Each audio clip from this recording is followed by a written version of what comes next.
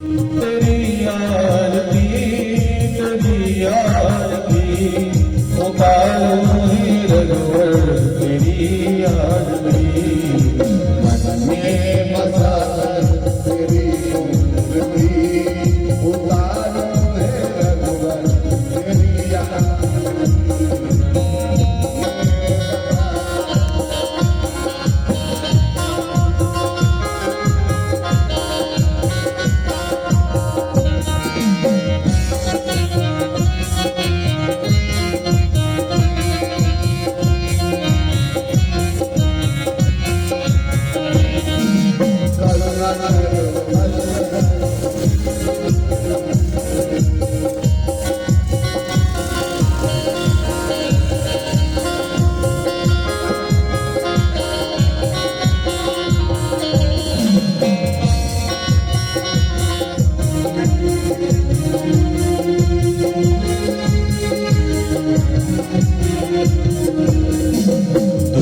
हरो कष्ट हरो पाप मिटाओ जो भी तेरे पास आए शरण लगाओ दुख हरो कष्ट हरो पाप मिटाओ जो भी तेरी शरण आए पार लगाओ मन में जलाई है ज्योत ज्ञान की मन में जलाई है ज्योत उतारो हे रघुवर तेरी आरती मन में बसा कर तेरी मूर्ति उतारो हे रघुवर तेरी आरती तेरी आरती तेरी आरती उतारो हे रघुवर तेरी आरती तेरी आरती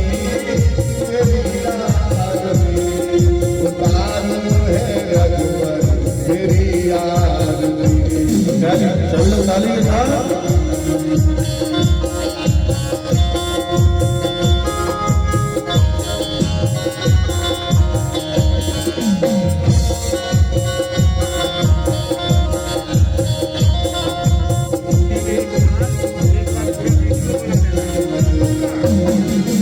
चलो भी तेरे पार आए खाली झोली भर जाए जो भी तेरे द्वार आए खाली खाली झोली लेके आए भर के जाए जो भी तेरे द्वार आए खाली न जाए खाली झोली भर जाए जलाई है ज्योति तेरे ध्यान में जलाई है ज्योति तेरे ध्यान में उतारो हे रघुवर तेरी आरती मन में बसा के तेरी मूर्ति उतारो हे रघुवर तेरी आरती तेरी आरती तेरी आरती उतारो हे रघुवर तेरी आरती तेरी आरती तेरी आरती मन में बसा के तेरी मूर्ति उतारो हे रघुवर तेरी आरती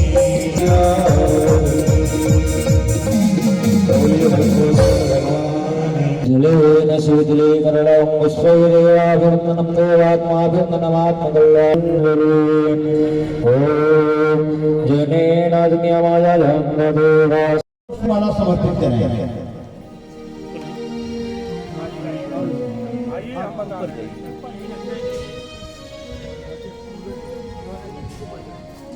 श्रीमती रागिनी सिंह जो रानीडीहा से आई हैं, आप आए और भगवान के चित्र पर पुष्पमाला समर्पित करें।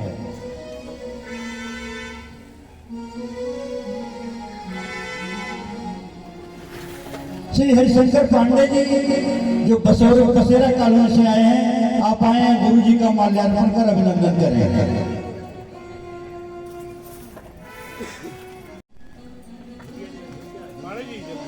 श्री शिव पूजन तिवारी जी जो महादेव झारखंडी से आए हुए हैं, झारखंडी मंदिर के कर्ता धर्ता हैं। आप आए, गुरु जी का माल्यार्पण कर अभिनंदन करें। श्री युगल किशोर तिवारी जी, आप भी महादेव झारखंडी मंदिर से आए हैं। महादेव झारखंडी मंदिर के ये दोनों कर्ता धर्ता हैं वहाँ के। आप आए और गुरु जी का माल्यार्पण कर अभिनंदन करें।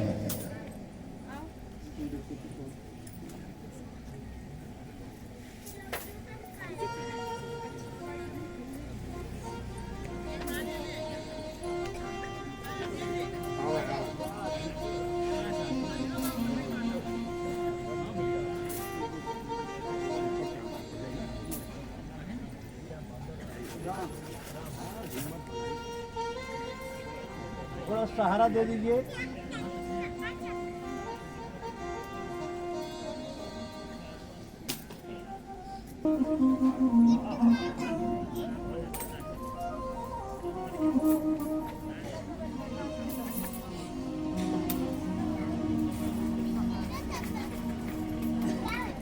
लेकर के जाते हैं महादेव झारखंडी बाबा के, उनके सेवक हैं ये लोग, करता धरता हैं वहाँ के।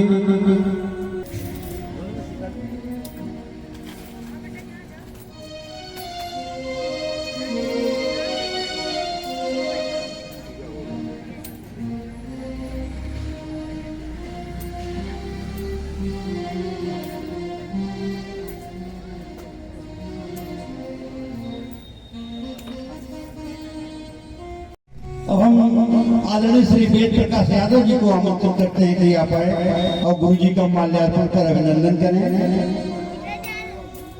साथ में श्री ब्रजेश राम त्रिपाठी जी जो गुरु कृपा संस्थान के अध्यक्ष हैं। आपको बतावें कि प्रत्येक एकादशी को आपके यहाँ अखंड रामायण का पाठ होता है।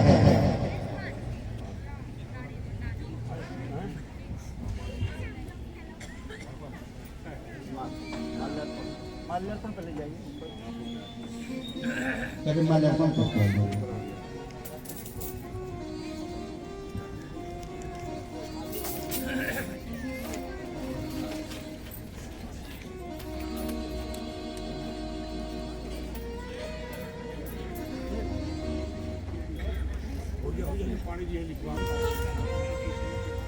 पानी जी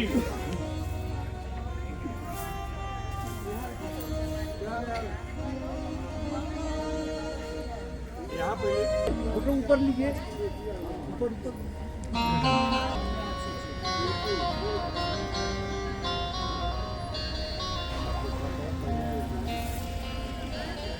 अब हम आदरणीय श्री वेद प्रकाश यादव जी और आप आए और दीप प्रज्वलित करा करके आज की कथा का शुभारंभ कराएं।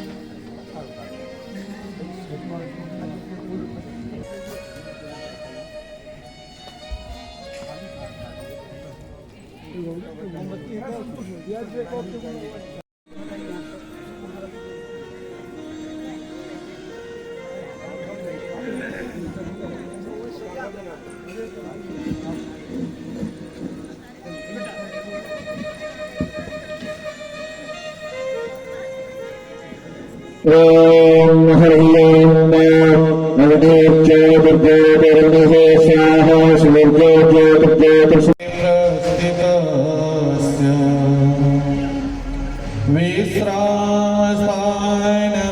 विश्रामस्थानमेकम्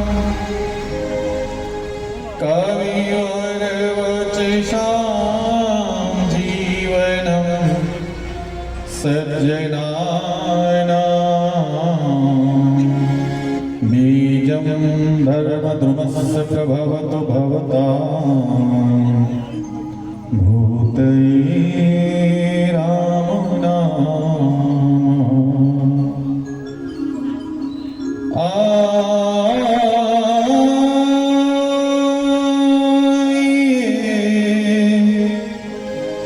हनुमंत विराजे कथा करो मते अनुसार मम हृदय निवास गुरु हे पवन कुमार हे अंजनी केला बोली आदि शक्ति परम भगवती माता की जय। अखंड कोट ब्रह्मांड नायक करुण गुणाल जगत नियंता जगत पालवता प्राप्त ब्रह्म श्री सीताराम महाराज राम कथा ग्रस्त सतन बलवंत श्री हनुमंत लाल जी महाराज एवं विश्वाम पवित्र धरा दान विराजमान हम सब भक्तगण श्रोतावृंद संत समाज एवं विद्वजन आई कथा प्रारंभ से पूर्व श्री जी के चरणों में मन और वाणी को पवित्र करें। बोलिए भक्तवत्सल भगवान की जय। श्री हनुमंत लाल महाराज की जय। हम धन्य राधा श्री राधा श्री राधा हम धन्य राधा श्री राधा श्री राधा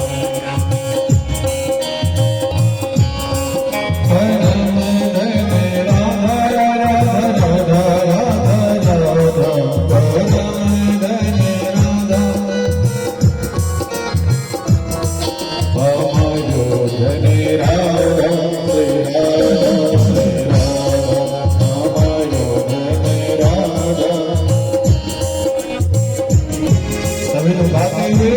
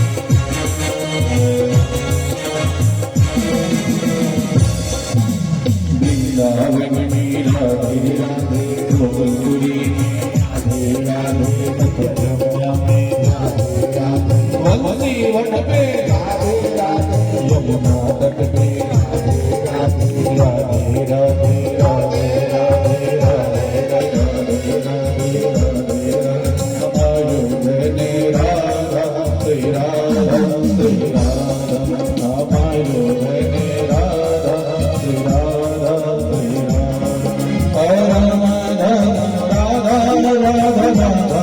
श्री राधा परम धन राधा श्री राधा राधा परम धन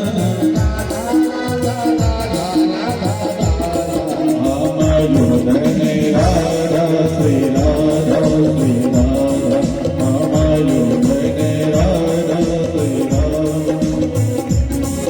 जीवन धन राधा राधा राधा राधा जीवन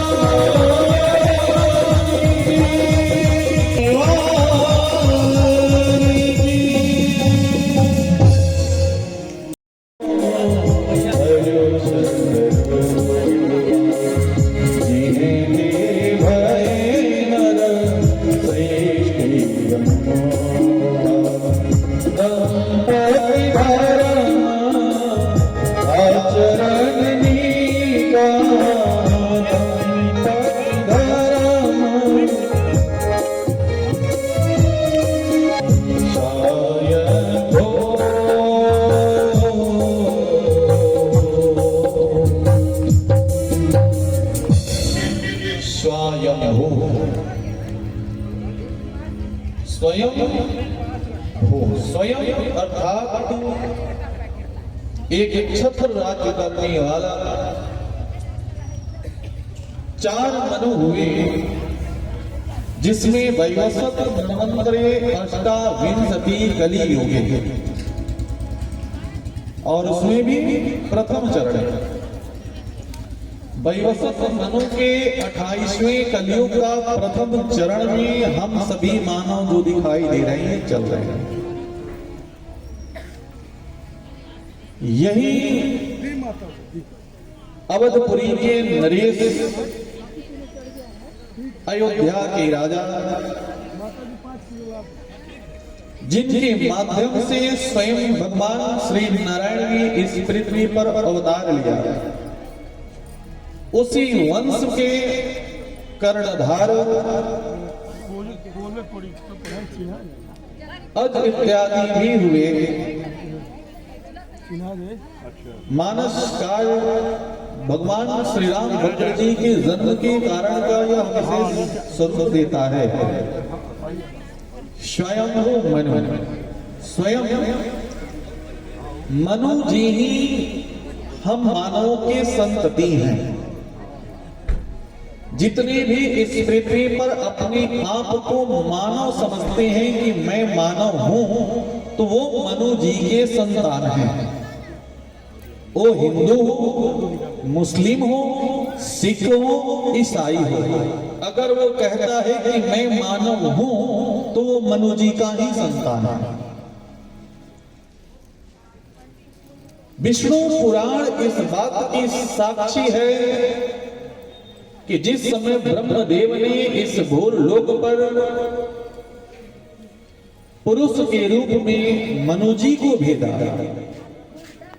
और नारी के रूप में सतरूपा जी को भेजा कि आप लोग जाइए और जा करके पृथ्वी पर मानवों की संख्या को बढ़ाइए।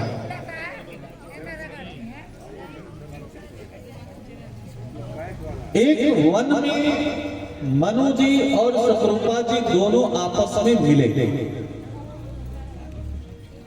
मनु जी ने कहा देवी मैं पुरुष हूं और आप स्त्री हैं। शत्रुपा जी ने कहा कि स्वामी आप मेरे स्वामी हैं पुरुष के रूप में और मैं आपकी अर्धांगिनी हूं नारी के रूप में। और वही दोनों आपस में स्पर्श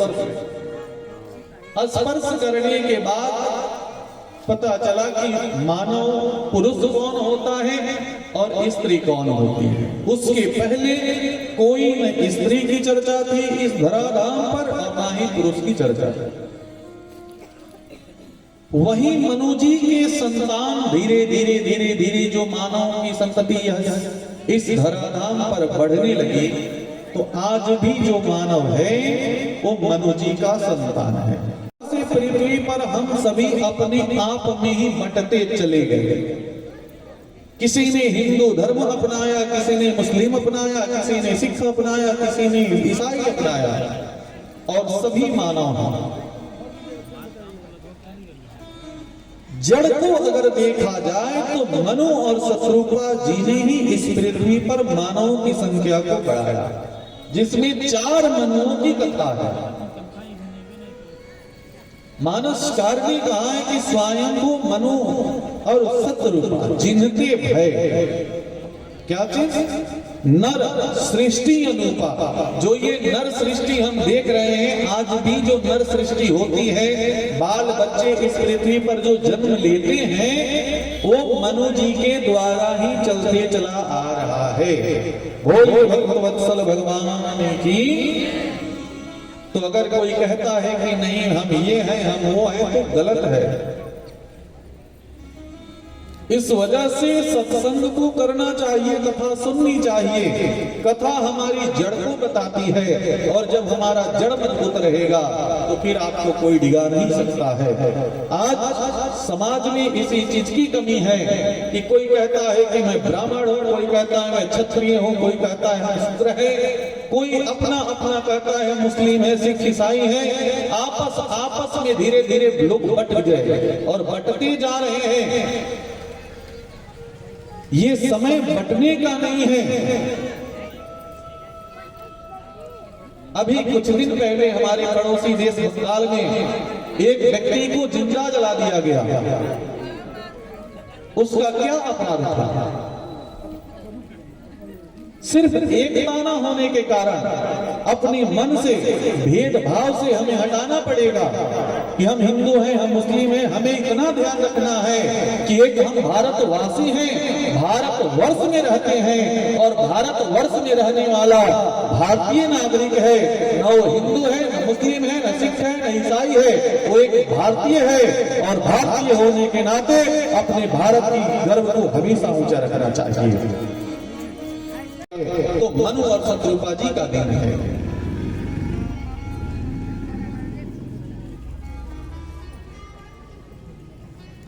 तो मनु और शत्रुपा के घर में भगवान श्री राम भद्र जी अवतार ले लिए और हमारे और आपके घर में क्यों नहीं होते?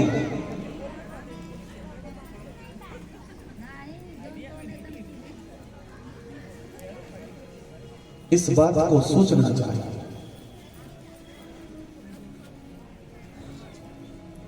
स्वयं नारायण ने इस बात को कहा। ब्रह्मादि देवताओं ने पूछा कि प्रभु आप अवतार क्यों नहीं ले रहे हैं? तो भगवान ने कहा कि मैं अवतार लेने के लिए पृथ्वी पर आज भी तैयार हूं। बौद्ध अवतार के बाद पुनः भगवान अवतार अभी नहीं लिए, लेकिन एक एक अनेक पंथ निकले हैं कि भगवान कलकी का अवतार हो गया। नहीं, भगवान स्वयं हरि ने कहा है कि मैं कलयुग में अवतार लेने को तैयार हूं। बचेगा वही, क्यों कि कलयुग के बाद सतयुग आ जाएगा। तो जो धर्म मार्ग से जुड़े रहेंगे वो बच जाएंगे, क्योंकि पता चला है कि जब वो अवतार होगा तो घोड़े की सवारी होगी और हाथ में तलवार होगा।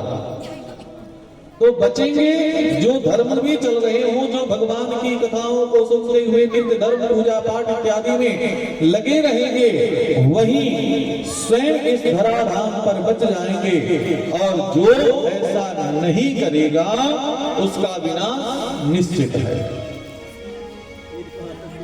तो मनु और शत्रुपा जी का आचरण दंपति धर्म आचरण नीका। दंपति धर्म अर्थात पति और पत्नी का जो धर्म होना चाहिए, जो आचरण होना चाहिए, वो सुंदर होना चाहिए, धार्मिक होना चाहिए। मनु और शत्रुपा जी ने जो कार्य किया, वही मनु और शत्रुपा हम सभी हैं, क्योंकि उन्हीं के संतान हैं। जब आप अपना गोत्र ढूंढते होगे, अपना गोत्र बोलते होगे, तो गोत्र में आपको एक ना एक किसी ऋषि का नाम आता होगा। कोई कहता है महाराज नहीं हम गृहस्थ हैं, हम ये हैं वो हैं, नहीं। अपने आप को पहचानने की आवश्यकता है। जब भी आप अपना गोत्र लेंगे तो आपका कोई ना कोई ऋषि जरूर होगा। गर्ग, गौतम, सांडिल्य, अगस्त, वत्स, पराशर, ये सब कौन है? ये सभी ऋषि हैं। तो जब आपके गोत्र ऋषि में आ रहा है, तो आप लोग किसके संतान हुए? ऋषि संतान हुए कि नहीं हुए? कि हम नहीं है संतान। कारण कि इस युग में इतना पंथ आ गया कि लोग जहां पंथ में भीड़ पड़ी, उसी भीड़ में लोग चले जा रहे हैं। लेकिन ऐसा नहीं करना चाहिए। प्रत्येक मानव, प्रत्येक इस धराधाम पर मनुष्य ऋषि का संतान है। और अगर हम ऋषि के संतान हैं, तो हमारे ऋषि पूजा पाठ, जप तप, यज्ञ इत्यादि करते थे, तो हमें उसी से जुड़ा रहना चाहिए।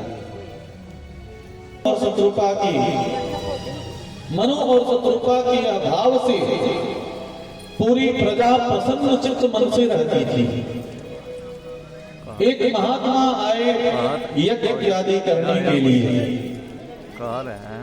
तो यज्ञ करते समय पहले अवध धाम अयोध्या ऊपर आया तो मान लीजिए पर्वतीय क्षेत्र होती थी और आप ही लोग शुरू करिए तो कर दे। महात्मा ने कहा मनु जी मुझे यज्ञ करना है, तो आप व्यवस्था करो, क्योंकि यज्ञ इत्यादि नदी के तट पर ही अच्छा लगता है। चलवा दें। तो नदी के तट पर अच्छा लगता है, और अयोध्या में नदी थी ही नहीं। अयोध्या में नदी नहीं थी। तो महात्मा ने कहा मनु जी नदी को मंगाइए, यहाँ नदी लेकर के आइए। तो मनु जी ने क्या किया? बैठे बैठे स्वयं अपने स्थान से, अयोध्या धाम से एक बाण को छोड़ा, और ये बाण सीधे चला गया मानसरोवर में। और बाण ने मानसरोवर से निवेदन किया कि आप यहां से अवध को चले। और वहीं सरोवर से चली आई नदी, तो बाण को एक नाम कहते हैं सर, और मनु ने भेजा था। इस वजह से जो अयोध्या में नदी बहती है, उस नदी का नाम पड़ गया सरयू। बोलिए सरयू महारानी की जय। और आज भी सरयू जी का जल पावन है, क्योंकि गंगा, यमुना, सरस्वती अपने आप में समस्त नदियां पावन हैं, पवित्र हैं। परंतु सरयू जी इतनी पवित्र हैं कि स्वयं मनु ने बुलाया है। गंगा को भगीरथ ने बुलाया, तो सरयू आज पूरे सर्व जगत को पावन करती हुई, जिस सरयू के जल से आज भी अयोध्या में भोजन बनता है, भोग लगता है। हमारे संत महात्मा अपने अवध में आज भी सरयू जल ही पान करते हैं, क्योंकि सरयू जी का पानी बहुत ही पवित्र है। जितना वर्णन सरयू मैया का किया जाए उतना कम है। बोलिए सरयू महारानी की। और वह सरयू जब भगवान श्री राम जी आए, तो उनकी महिमा से और भी पवित्र हो गई। सीताराम जी की प्यारी रजधानी लागे, सीताराम जी की प्यारी रजधानी लागे, रजधानी लागे। मोहे मीठो मीठो सरलो जी को पानी लागे, सीताराम जी की प्यारी। सभी लोग ताली के साथ बोलो सरयू मैया